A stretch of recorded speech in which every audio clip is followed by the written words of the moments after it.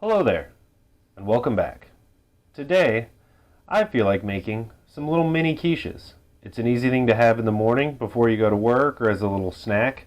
As long as you store them and reheat them right, they're pretty tasty. So let's get to it.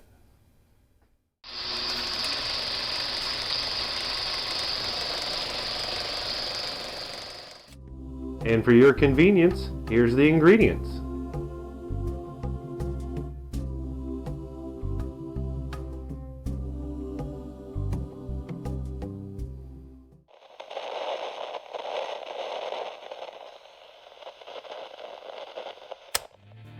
So my sister-in-law graciously got me these ramekins. I've got some 4-ounce and some 8-ounce ramekins, which are going to be the new addition on the channel.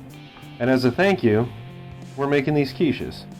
I've got some green onion, and all you need to do is chop the head off of it to make sure that the stalks are even, and then finely cut it down the stalk, and you don't need to use the little white part at the end. But I'm going to save that for a veggie stock or a chicken stock and put them back in the fridge. I've got some bell pepper as well, because I like bell pepper in my little quiches or eggs. And I just cut off the top, and then I followed the seam that kind of goes down the bell pepper, and then just cut that one way and then another into small little cubes so that it mixes in really easily with our small little quiches. I got a little bit of spinach, because I also like spinach in my eggs.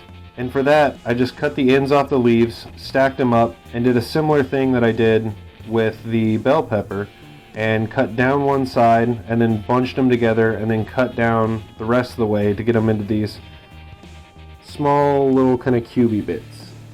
I've got some shredded cheese.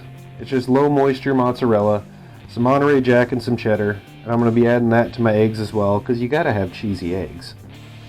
Also some bacon bits that I cooked earlier. If you don't know how to cook nice little bacon bits, I'll link a video to it right there, and you can go watch it after this video. A little bit of half and half to keep them moist and fluffy and help them cook. And just some large eggs.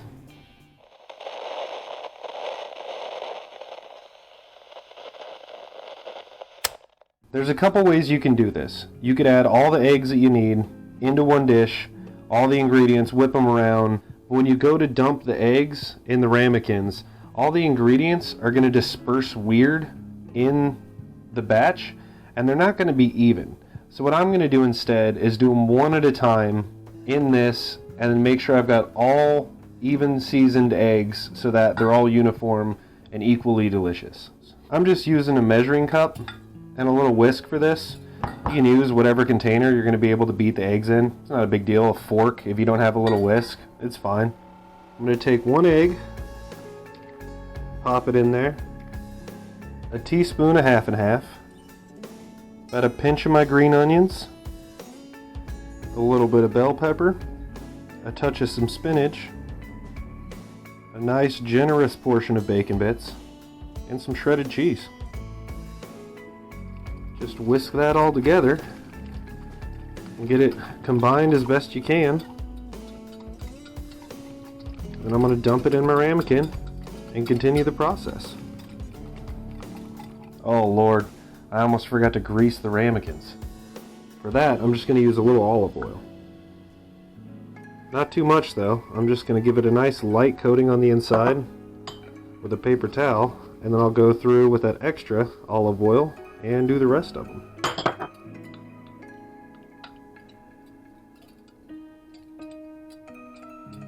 And then a little bit of salt and pepper over the top.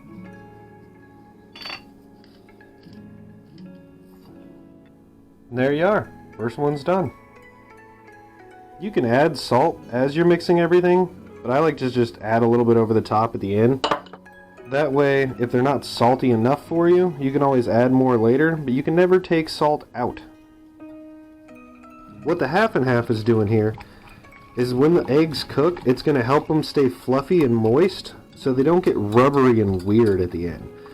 If you don't add some kind of dairy or some moisture to help the egg along, when you pull it out of the oven, they're just going to have a weird texture and they're not going to be super fun to eat.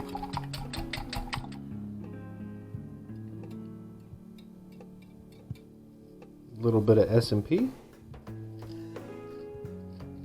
On to the next. Little fun fact about eggs. Even bought at the store, about 1 in 10,000 eggs estimated have some kind of salmonella. And if you think about where eggs come from, they're not going to be the cleanest. The inside of an egg is sterile, it's the outside that you actually have to worry about. So between cracking eggs, it's always good practice to go ahead and wash your hands. So doing these one at a time may not be the easiest way to do this, and you're going to have to wash your hands a lot, but at least you'll know you're clean.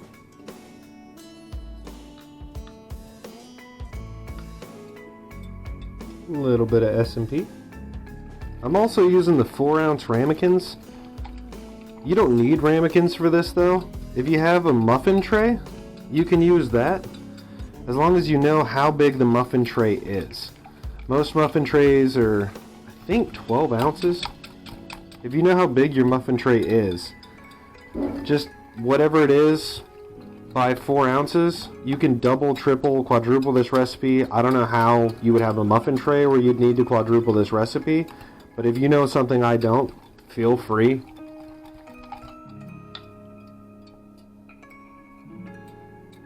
Little bit of S&P.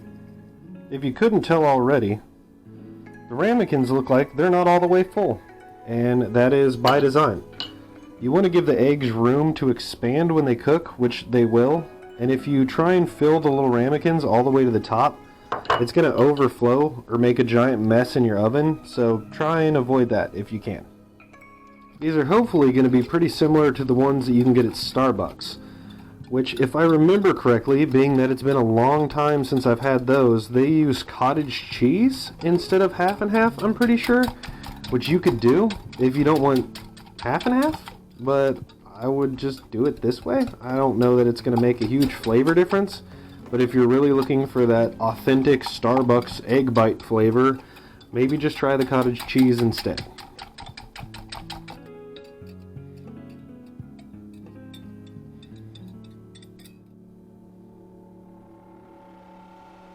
Get off there, bacon. Get into my bite. A little bit of S&P. We're getting pretty close to the end here. If you want to go ahead now and preheat your oven at 350, go ahead. And these are going to cook for about 30 minutes. These are your little quiche things.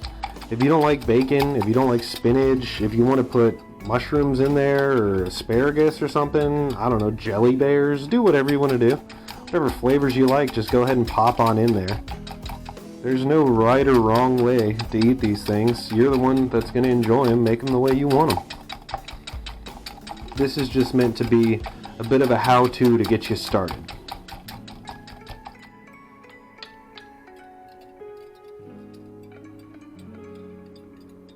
Little bit of S&P. Now would be a good time while you're waiting for the oven to preheat to go ahead and clean as you go as well. I've got some extra bits left over, but don't worry, they're not going to waste. I'm going to put them in a bag and I'm going to use them in an omelet tomorrow or something.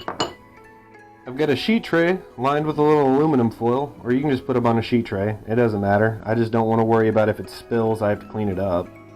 And I'm just going to put my little ramekins onto the sheet tray and be ready to go.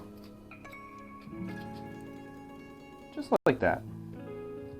This may be an old wives' tale, I don't know, but I always like to add a little bit of water to my sheet tray to help them steam over the top just to make sure they don't get rubbery and weird. I don't know if it actually makes a difference, but I'm too afraid to not do it and ruin a whole thing of food, so that's what I'm going to do now. It's just a couple ounces of water, so if anybody knows better than me, leave a comment and let me know if I'm just wasting my time. But this is the way I've done it forever and they always turn out good. So I'm just going to keep doing it. I'm just going to pop them in the oven on the center rack for about 30 minutes, and I'll see you when they're done. And they're done. It took exactly 30 minutes, which is rare for this channel, but super nice. The ramekins are still pretty hot, but I'm going to see if I can't give you a better look at them. Just some nice little eggy boys. They poofed up real nice while they were cooking, and I've let them cool down for about, I don't know, 6 or 8 minutes, and they've kind of flattened back down. I'm going to pop one out of there and see how easily they come out.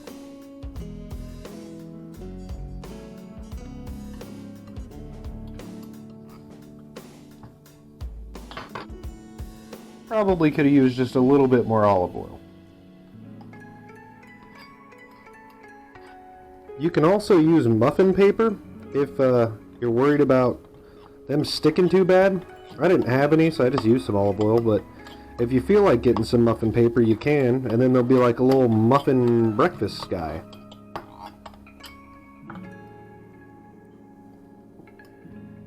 And I know what you're thinking, but truly, I don't have that kind of time in the morning, and I'm not going to eat 6 of them all at once. That's fine. Put them in a Ziploc bag or some kind of container, and pop them in the fridge once they've cooled down. And then when you go to reheat them, if you're going to do them in like a countertop oven, just put a little water on top of them, and then wrap them in aluminum foil, and then heat them up in the little toaster at like 350 for 5 minutes or so, or until they're warm. And I don't own a microwave, but I know if you wrap them in a moist paper towel and microwave them for about a minute and a half, they turn out perfect. These will last in the fridge for 4 or 5 days, give or take, and you can just quickly pop them in the little toaster oven, pop them in the microwave, and have a nice little breakfast. They're great for kids, adults, whatever. If you're in a hurry, doesn't matter. And you'll end up saving yourself some money not having to buy these from some place where they charge $3.50, $4 for them. And even though these are actually pretty good for you, if it's bad for the heart, it's good for the soul. I'll see y'all in the next one.